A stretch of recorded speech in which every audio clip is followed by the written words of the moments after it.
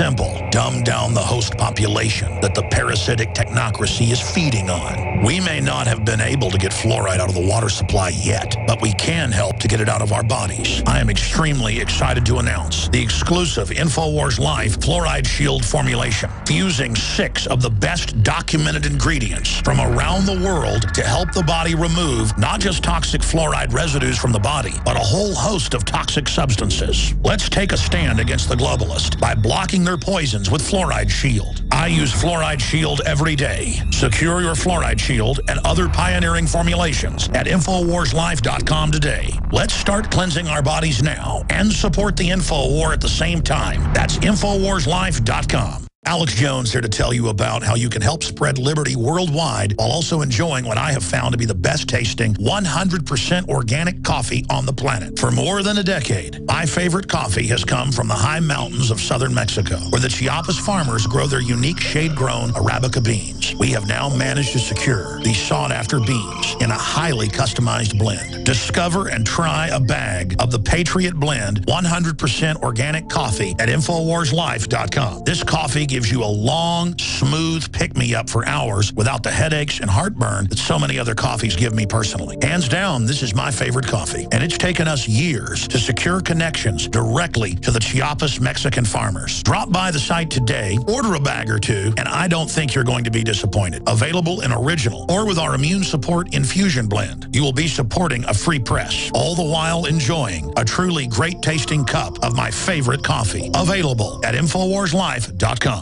Alex Jones here with a message to fellow freedom lovers. The prognosis for the entire planetary economic system runs from bad to worse. The globalist model is to shut down societies and starve patriots out until they acquiesce to the global takeover. That's why we've assembled the most vital and important preparedness items at InfoWarsShop.com. These are items that I did research on, that I personally use. We've got the Life Straw, so you can turn fetid water into safe water anywhere you go. The K-Tor hand crank generator to charge up key equipment during power outages or out in the field. Strategic Relocation, 3rd edition by Joel Skousen. When Disaster Strikes by Matthew Stein. ThyroSafe, used by Homeland Security to protect yourself during any radiological event. Hand crank shortwave AM/FM radios.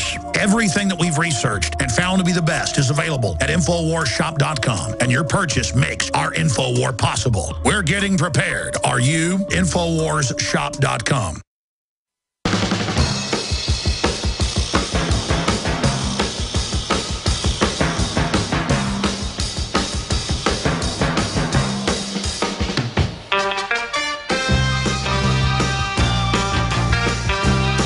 Live from Austin, Texas, it's Alex Jones. The truth is, folks, the 5-0 throughout history and in every authoritarian regime that are the majority of regimes worldwide currently are there to keep the general public in line and tax them and generate revenue. They are not there to hunt down criminals. And the last 20 years, the FBI, the IRS have gotten rid of almost all their white-collar fraud investigators. And now the FBI, a month ago, officially said they're not even going to focus on white-collar issues, period. Their main focus is terrorism. That means power grabbing and fighting imaginary enemies that they actually finance. That's the bottom line. Going after reporters, going after leakers, going after the press. And you've got more news out today I'm going to be getting to with members of Congress and others calling for the arrest of anyone that reports corruption. And saying that Snowden and Greenwald especially is a criminal that needs to be arrested. When Greenwald exposed the stolen data of the American people that the government is stealing illegally, they exposed the crime. Remember, senior congressman attempts to get FBI director to say investigative journalism is a crime. He basically says it is. He calls Greenwald a thief stealing stolen material, close quote. That's a Representative Mike Rogers of Minnesota. I mean, with Republicans like this, who needs Democrats? I mean, this is just unbelievable that they're talking about stolen data. You're the ones that are stealing it all in public plain view and have been caught lying, saying you weren't. And you've got the nerve to call people criminals and traitors, who they've only released the fact that you're spying on everybody and how you're doing it, which was already known from previous NSA whistleblowers. The only difference is that The Guardian was willing to publish this stuff and that Snowden went to Hong Kong and then to Russia. And because he went to Russia,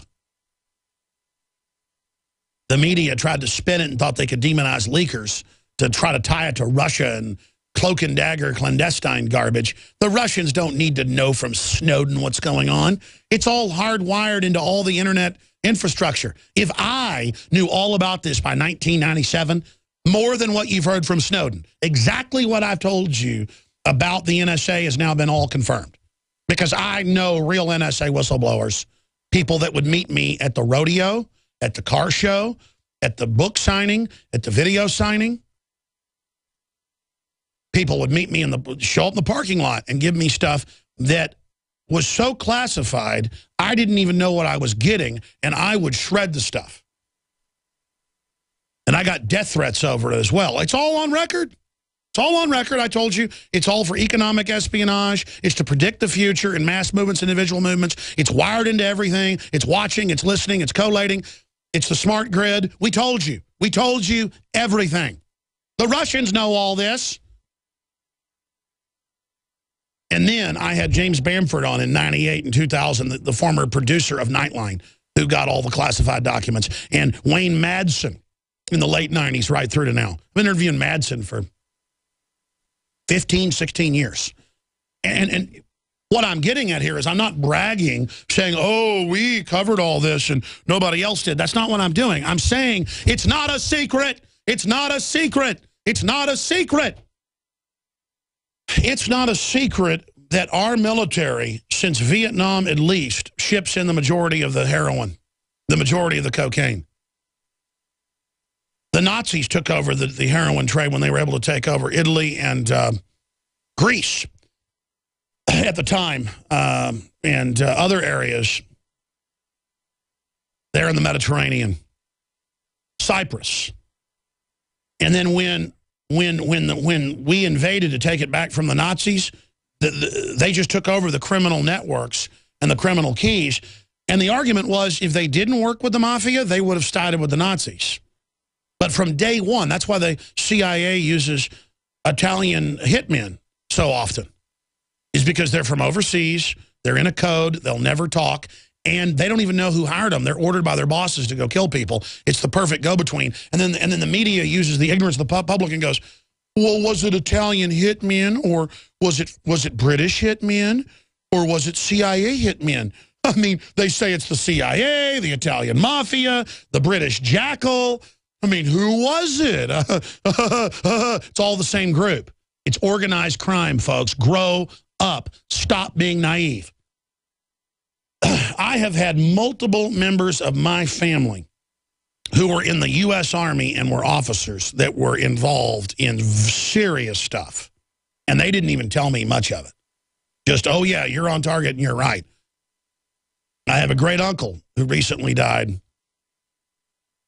who was an Army officer and was brought into the CIA and got out of it, would not do the stuff they wanted him to do. He did a lot of stuff, but wouldn't do what they wanted him to do in Chicago. In Chicago. And by the way, this means my family's some special family. Folks, you talk about Texas, South Texas, West Texas, East Texas, Central Texas. It's like CIA recruiting area. Because they all know look at Audie Murphy, all the Texans. I mean, the government got it in its head that Texans will get the job done. Heavy recruiting out of Texas, the Midwest as well.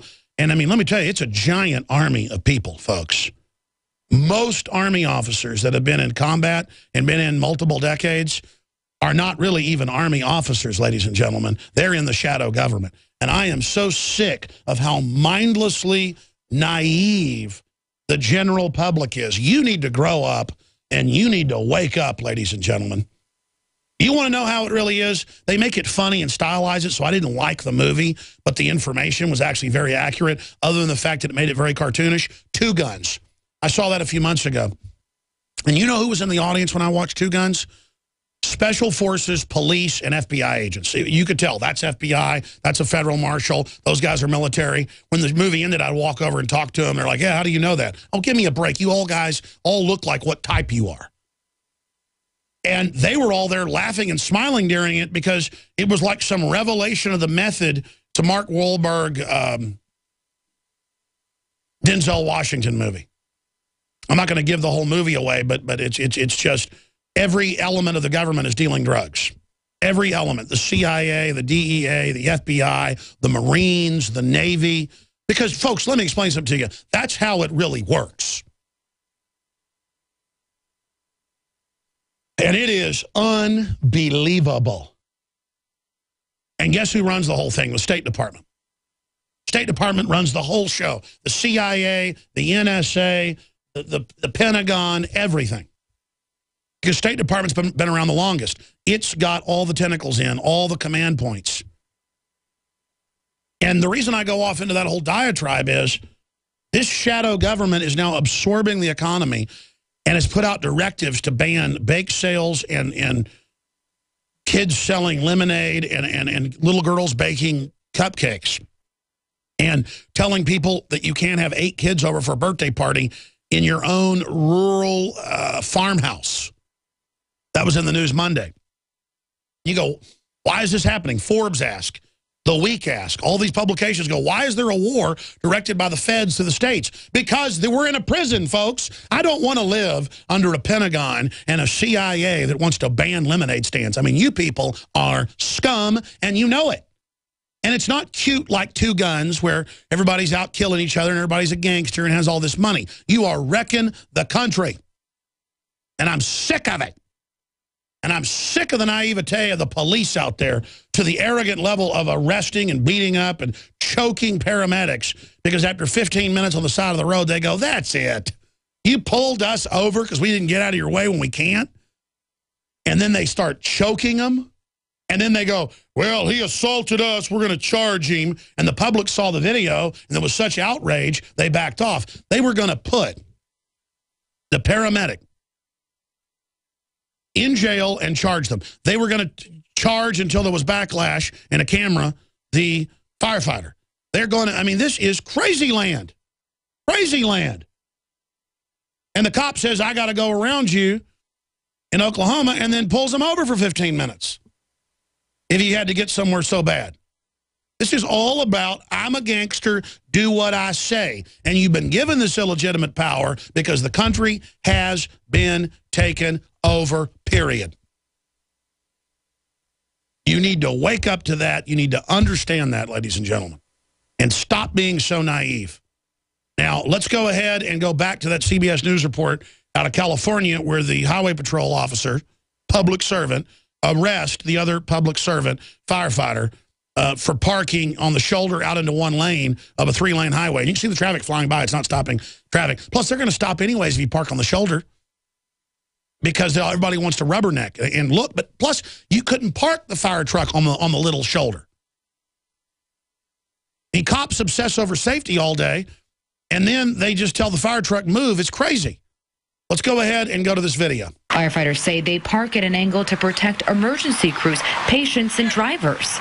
We're in the middle of patient care with patients on the freeway. They're putting them in handcuffs at this time and walking them away. We spoke to the union president for Chula Vista Fire, who says Gregoire did the right thing to protect the public. I'm very proud of Jake. He made all firefighters look good in that situation because he was there to protect the citizens, and he was willing to take a stand to do that. This isn't the first time a firefighter's been detained. We found it happened in Santa Barbara involving a CHP and a firefighter. In Missouri, a firefighter was arrested by police, and he was awarded $17 grand in a civil suit. Back here in Chula Vista, we're told that this isn't the first time that this type of dispute has happened, just never handcuffed until this moment. I truly believe in my heart that this is going to get solved. Now, Gregoire was released about a half hour after being detained in the handcuffs. Brass from CHP and the fire department met this morning. They released this joint statement. In summary, it assures this is an isolated incident and both agencies strive for public safety, and this should not happen again. We have reached out to firefighter Gregoire, but he did not answer. I mean, you've got a car flipped over in the road, and you got the fire truck could not park on the shoulder with the highway divider out in the road. And what is he supposed to do? This is crazy land. And this is exactly what I'm talking about. Now, let's go back. This has got a bunch of cussing. We're going to try to bleep it out. If not, we'll delay it out on the radio stations. But you listen to NPR, they play cussing.